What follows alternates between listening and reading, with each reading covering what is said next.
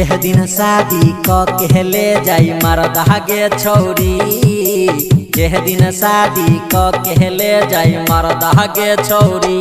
हई जवानी क दी ओह दिन गरदा गरदा गे छौरी, हई जवानी क दी ओह दिन गरदा गरदा गे छौरी। पूरा करतौ मानावा के श्रद्धा गे छौरी, पूरा करतौ मानावा के श्रद्धा गे छौरी।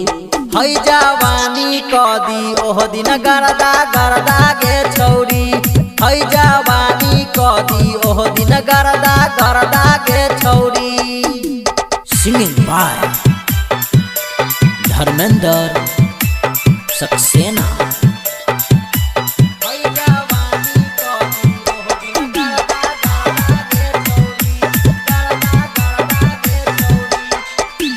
देखी के छौरा होले परेशान गे, कौना जिला में पड़ो तोर मकान गे। डोले पे मन देखी चिकन सामान गे, काका के भइल बारे ते जवान गे।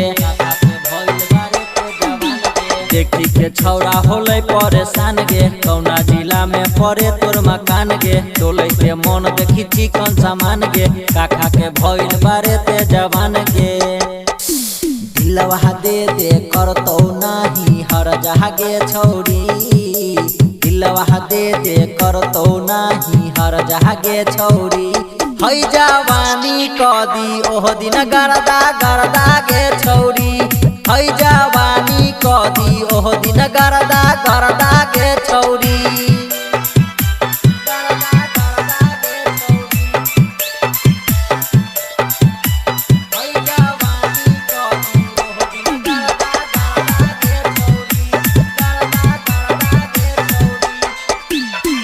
नरेंद्र पूछे हाल चाल गे, होठ के लाली मचावे बवाल गे। धर्मेंद्र सक्सेना पूछे सवाल गे, असरफी से काहे छुएला तू गाल गे, असरफी से काहे छुएला तू गाल गे। राइटर नरेंद्र पूछे हाल चाल गे, होठ के लाली मचावे बवाल गे। धर्मेंद्र सक्सेना पूछे सवाल गे, रामसुदी से काहे छुएला तू गाल गे।